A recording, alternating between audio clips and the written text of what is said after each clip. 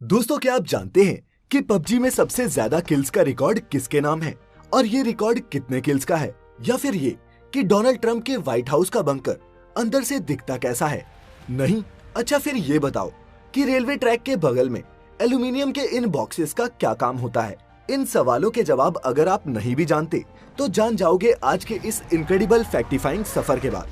तो एक बार फिर बांध लीजिए अपनी अपनी कमर पेटियां। बिना किसी भी देरी के शुरू करते हैं आज की video. Factified. Facts on your face. Fact number 1।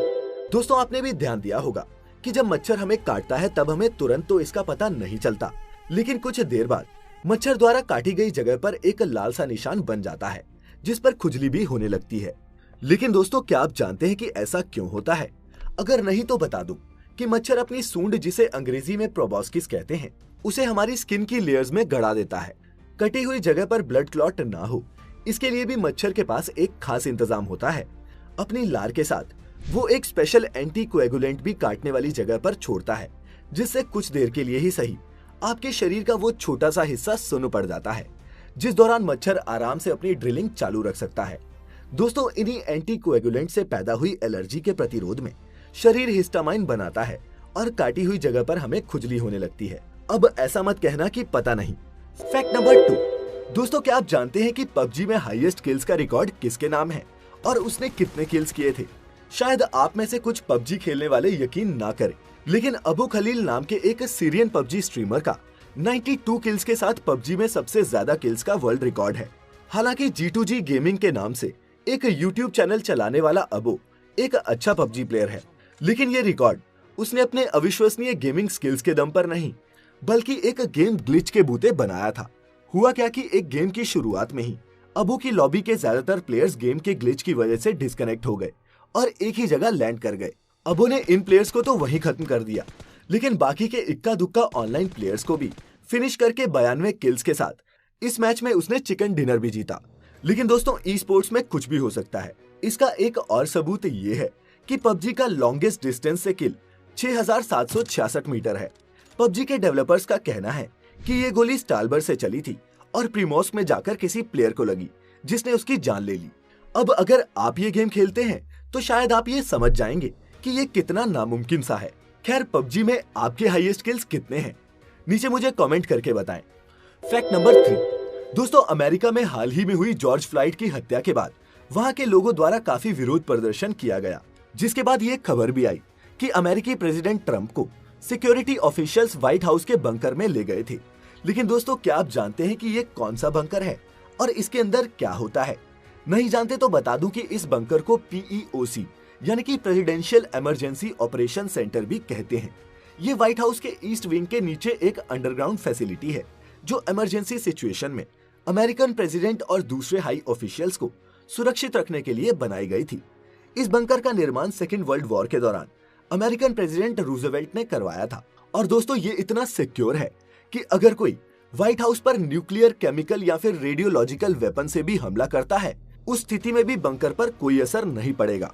ये एक 5 स्टोरी बिल्डिंग जितना गहरा है और इसमें इमरजेंसी से निपटने के लिए कम्युनिकेशन इक्विपमेंट के अलावा पानी, खाने और ऑक्सीजन सप्लाई जैसी सभी सुविधाएं हमेशा उपलब्ध रखी जाती हैं। इसके अलावा ये भी माना जाता है कि ये बंकर व्हाइट हाउस के नीचे मौजूद कई सुरंगों से कनेक्टेड है, जिनकी मदद से प्रेसिडेंट को इमरजेंसी सिचुएशन में इवैक्यूएट भी किया जा सकता है ना कमाल की सिक्योरिटी। Fact number 4। दोस्तों, आपने देखा होगा कि बिजली से चलने वाली ट्रेनों या फिर मेट्रो के ट्रैक के ऊपर बिजली की तारें होती हैं, जो इन ट्रेन्स को पावर सप्लाई करने का काम करती हैं। लेकिन क्या कभी आपने ये सोचा है कि हाई स्पीड पे चल रही ट्रेन्स के साथ घर्षण के चलते ये कॉन्टैक्ट वायर्स टूटती क्यों नहीं? दोस्तों, अगर नहीं तब भी बता दूं कि अगर आपने गौर किया होगा तो देखा होगा कि किसी भी रेलवे ट्रैक के ऊपर एक नहीं बल्कि 2 वायर्स लगी होती हैं, जिनमें ऊपर वाले वायर को कैटेनरी वायर कहा जाता है, जबकि नीचे वाले वायर को कॉन्टैक्ट वायर कहा जाता है। कॉन्टैक्ट वायर कैटेनरी वायर से एक ड्रॉपर की मदद से जुड़ी होती है और यही कॉन्टैक्ट वायर एक ग्रेफाइट पेंटोग्राफ के जरिए ट्रेन में करंट सप्लाई करने का काम भी करती है। इन तारों को सपोर्ट करने के लिए ट्रैक के साथ साथ मजबूत खंभे भी बनाए होते हैं। ये हाई टेंशन वायर्स वैसे तो मोटे स्टील से बनी होती हैं, लेकिन चूंकि ये डायरेक्ट ट्रेन के कांटेक्ट में नहीं होती, घर्षण से इनके टूटने की संभावना बहुत कम होती है।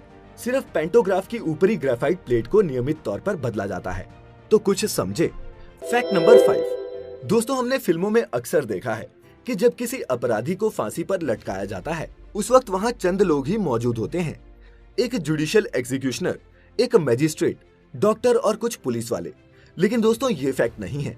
फैक्ट तो ये है कि फांसी हमेशा सनराइज यानी कि सूर्योदय से पहले ही दी जाती है। लेकिन ऐसा क्यों करते हैं, अभी जानेंगे। इंडियन जेल मैनुअल में किसी एग्जीक्यूशन को दिन निकलने से पहले ही लागू करने का प्रावधान है और इसके पीछे सामाजिक और प्रशासनिक दोनों ही कारण हैं। सामाजिक ये कि सुबह सुबह जब किसी अपराधी को फांसी दी जाती है तब आम लोग सोए होते हैं और मीडिया इनएक्टिव। इस तरह किसी तरह की अराजकता फैलने की संभावना कम हो जाती है। जबकि प्रशासनिक कारण ये है कि किसी की भी एग्जीक्यूशन कई टेस्ट और एंट्रीज से भरी एक लंबी कागजी लेकिन महत्वपूर्ण प्रक्रिया होती है जो आमतौर पर तड़के सुबह पूरी कर ली जाती है ताकि उस दिन का दैनिक काम प्रभावित ना होने पाए। तो सीखा ना कुछ नया। वीडियो को एक लाइक और चैनल को सब्सक्राइब किए बिना कहीं मत जाना। Fact number 6। दोस्तों, हाल ही में भारत चीन की सीमा पर बड़े तनाव के बाद दोनों देशों के बीच LAC को लेकर खूब खींचतान हुई। लेकिन दोस्तों, अगर आपने गौर किया होगा तो हम पाकिस्तान के साथ लगने वाले अपने बॉर्डर को LOC कहते हैं, जबकि चीन के साथ लगने वाली बाउंड्री LAC कहलाती है। लेकिन क्या आप जानते हैं कि ऐसा क्यों है और LAC और LOC में क्या फर्क होता है? नहीं जानते तो मैं बताता हूँ। दोस्तों, LOC का फुल फॉर्म होता है लाइन ऑफ कंट्रोल, जिसे हिंदी में नियंत्रण रेखा भी कहा जाता है, जबकि LAC का फुल फॉर्म होता है लाइन ऑफ एक्चुअल कंट्रोल, यानी कि वास्तविक नियंत्रण रेखा। जहां LOC भारत और पाकिस्तान के बीच स्थित एक मार्क्ड और आर्मी गार्डेड बॉर्डर है, वहीं LAC भारत और चीन के बीच पड़ने वाला एक नॉन मिलिटराइज्ड बॉर्डर है जिसकी निशानदेही भी ढंग से नहीं की गई है। LOC लाइन का जन्म 1948 के भारत पाकिस्तान युद्ध के बाद हुआ था, जिसे 1972 के शिमला समझौते में लाइन ऑफ कंट्रोल का दर्जा मिला। इसकी लंबाई लगभग 776 किलोमीटर है, जबकि LAC का कॉन्सेप्ट 1993 में भारत और चीन के बीच हुए एक द्विपक्षीय समझौते में सामने आया था।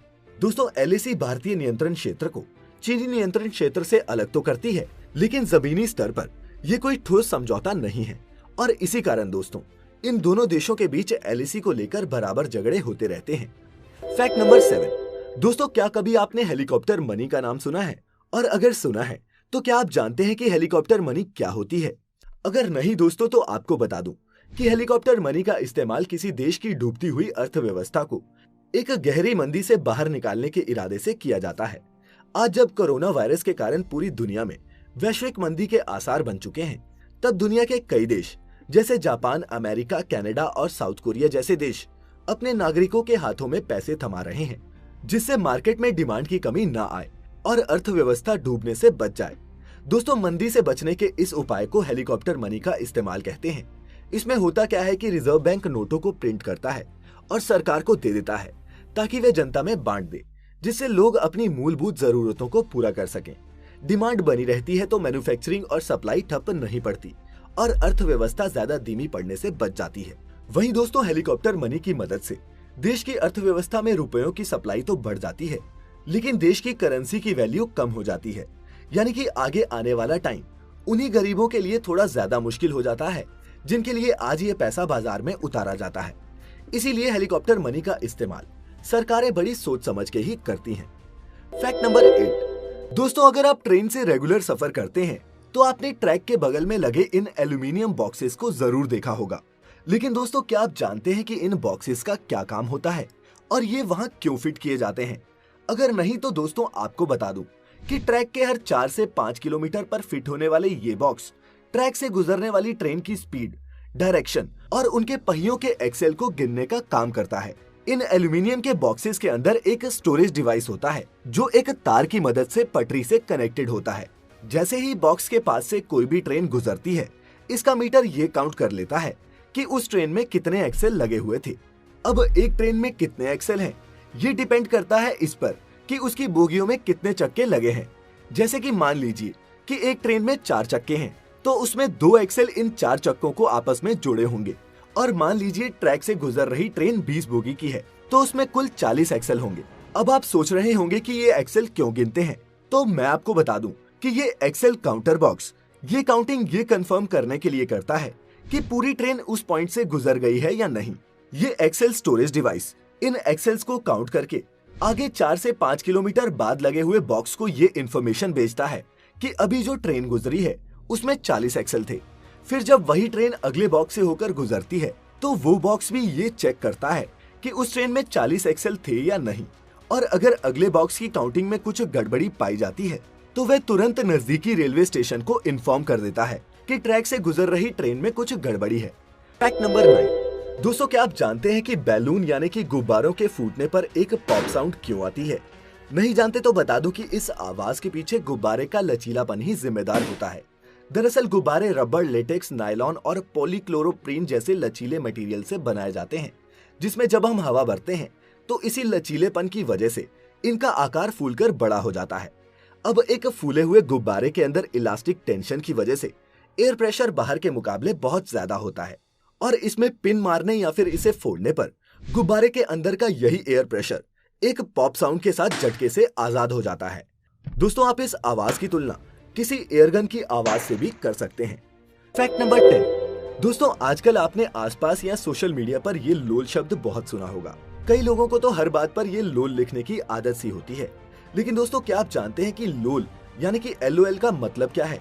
अगर नहीं तो मैं आपको बता दूं कि लोल एक ऑनलाइन कम्युनिकेशन में इस्तेमाल होने वाला स्लैंग है, और इस एब्रीविएशन की फुल फॉर्म होती है लाफ आउट लाउड। इसे तभी इस्तेमाल करते हैं जब हमें एक हंसाने वाले मोमेंट का इंडिकेशन देना हो। इसीलिए अगर सिचुएशन सीरियस हो तो लोल लोल करने से बचें। खैर, एज प्रॉमिस्ड, अब पेश है इस वीक का योर ओन फैक्ट, और आज का ये फैक्ट हमें भेजा है अमन पूर्ति ने, जो ये बताते हैं कि आप इस दुनिया में किसी भी बिंदु पर अगर स्टिल भी खड़े हैं तब भी आप साउंड की स्पीड से ज्यादा गति से मूव कर रहे होते हैं। दोस्तों, अमन का कहना बिल्कुल सही है। साउंड की 330 मीटर प्रति सेकंड की स्पीड के सामने हमारी पृथ्वी 469 मीटर प्रति सेकंड की रफ्तार से लगातार अपने एक्सिस पर घूमती रहती है, जो बहुत ज्यादा है। यही नहीं दोस्तों, हम सूरज के इर्द गिर्द लगातार 30 किलोमीटर प्रति सेकंड की रफ्तार से चक्कर भी लगा रहे होते हैं। इस मुफ्त की यात्रा के बारे में तो आपने सोचा ही नहीं होगा। सोचने पर मजबूर न कर दे वो फैक्ट्स ही क्या। तो फिलहाल तो यही खत्म होता है आज का सफर, लेकिन लेकर आऊंगा ऐसे ही और भी इनक्रेडिबल और ऑसम फैक्ट्स जल्द ही। अगर आप जानते हैं कुछ ऐसा फैक्टिफाइंग तो नीचे कमेंट्स में मेरे साथ जरूर शेयर करें। फिर मुलाकात होगी जल्द ही। तब तक अपना ख्याल रखें, खुश रहें, और वीडियो को अंत तक देखने के लिए आप सभी का बहुत बहुत शुक्रिया।